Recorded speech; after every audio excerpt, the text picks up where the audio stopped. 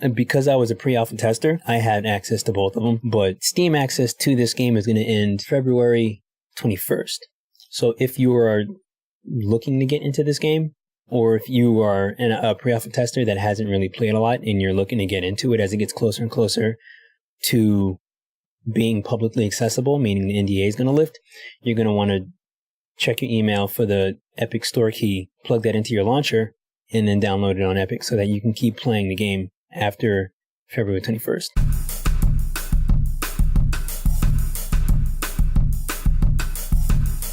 Welcome back, party people. It's Grandpa Oglethorpe again. I'm back with more Spellbreak, and today I'm going to talk about runes. So what we have essentially is... Let me build up some armor first. I should have done this before. What you essentially have is 1, 2, 3, 4, 5, 6, 7, 8 runes that greatly increase your ability to move around. What did I equip first? The Invisibility. Okay, Invisibility Rune. Now, essentially, it's a mobility magic-based object, but it's going to cool down, and there's limited duration, so you can't just use it whenever you want. It's sort of, because everything is based on magic, it's kind of got the ability, they don't want you to have the ability to just use any power to sort of spam, you know. It's super important that there's some kind of balancing action. Everything has a cooldown as well as a duration period. So what you have here is I'm going to press R, and now I can go invisible, and I stay invisible until the timer over the rune icon goes 0, and then it's going to start its cooldown.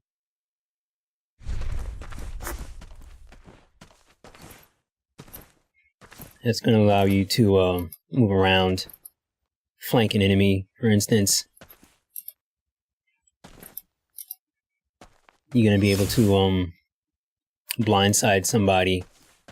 If you have a bunch of opponents fighting each other, like if you're in solo play or anything, you can just, it's a good example, like say this dude over here, this dummy, is an enemy.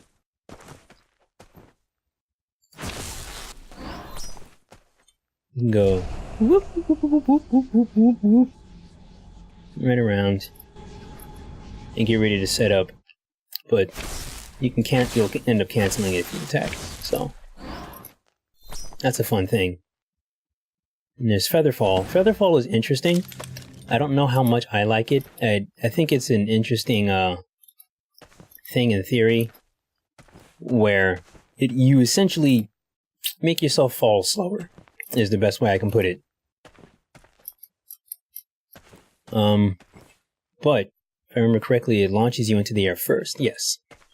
So it'll launch you into the air first, but it doesn't passively make you fall slower.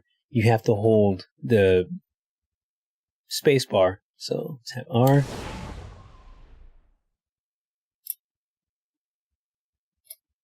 So if you noticed, I started falling normal speed, and then I slowed down when I held the space bar. And then I let go just before I hit the ground and returned to normal descent speed.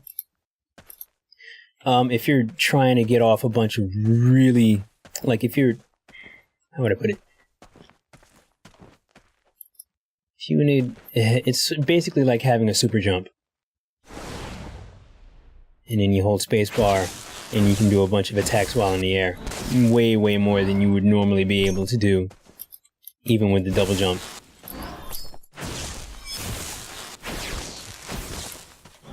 What was that? 3, and do a double jump. Yeah. 2, 3, 5. Yep. So you get 5 attacks instead of 3 while in the air. And depending on what other gear you have equipped, I think you can spend more time in the air or be able to get higher. So we're going to move on to the blues. You got Teleportation, Chronomaster, which I'm not entirely fond of, but this is my favorite, the Flight Rune. Chronomaster basically lets you rewind time and instantly return to where you were 4 seconds in the past, your health and armor are going to be replenished. If they were depleted because of combat or some sort of environmental hazard, you go back 4 seconds in the past and they'll be returned to that previous state. If you're an Overwatch player or if you're familiar with Tracer from Overwatch, her recall it's essentially recall, except you get 4 seconds instead of 3 seconds. So I'm going to do a thing here, and I'm just going to run through them. Sprint. And then hit R.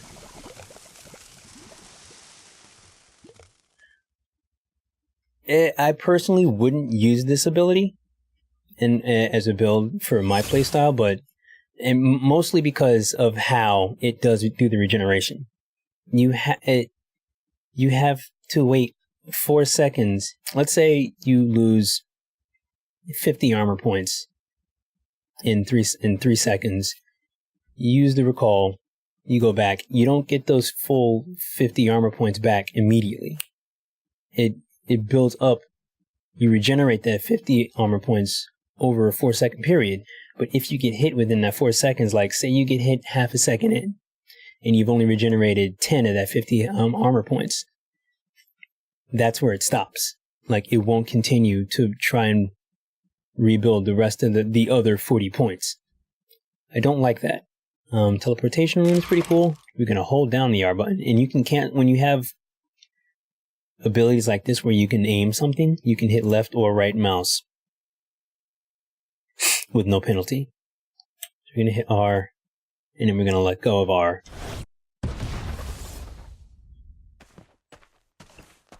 It's a good power. You get a fairly good distance, and you can teleport to basically any platform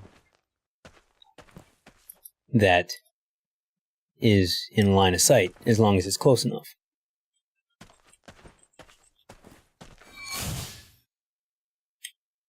But you can only do it on a platform that you can actually stand on.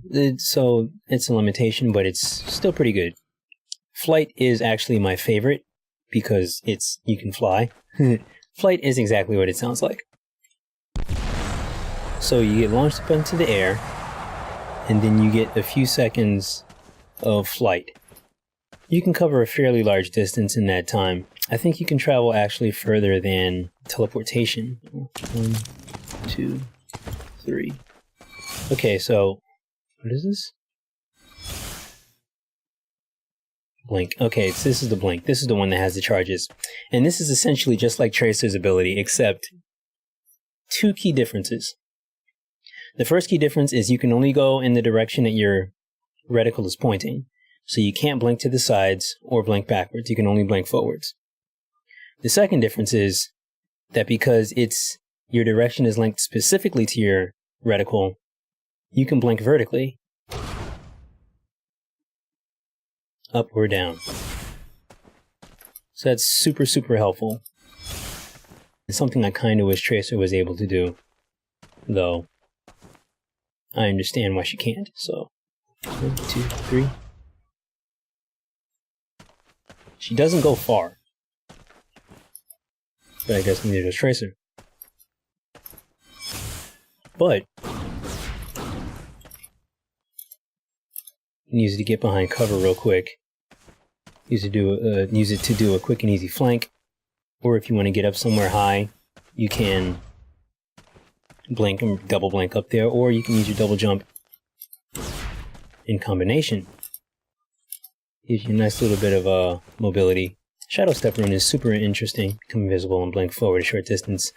You get 1 blink, but you're invisible while you do it. It's useful in its own way. It's not the same as having the Blink Rune, which gives you up to 3 charges, or the Invisibility Rune, which lasts, I believe, 10 seconds. You're only invisible for 4 seconds. But it's a way of kind of getting like the base value of both abilities. It's not bad. I, again, wouldn't use it unless I were making a close quarters build and I'm in a place like this that has a lot of short range cover, and I want to be able to I right click by accident. And boom. See? Get over here real quick. Like, if there's somebody over there, and I ran behind there to get cover, I'm over here by the time I'm visible again. And then, fuck your mother. Wolfsbane is interesting. Super, super interesting. You can see other players through walls and terrain for 40 seconds. I believe it's vicinity based. I've never actually used this in combat, and because there are no actual combatants in the practice area, it's not particularly useful. I mean, there's a dummy here. But he's not a player. He's a dummy. He's an NPC dummy, so it's just an object. So you can't see him. Again, thank you for watching. Be sure to like, subscribe, click the bell icon. Check out my social medias, especially my Discord. I rarely use Instagram, but I'm on Discord literally every day, so that's your best chance to get in contact with me. All those links are in the description. Enjoy your day. With both hands. I farted.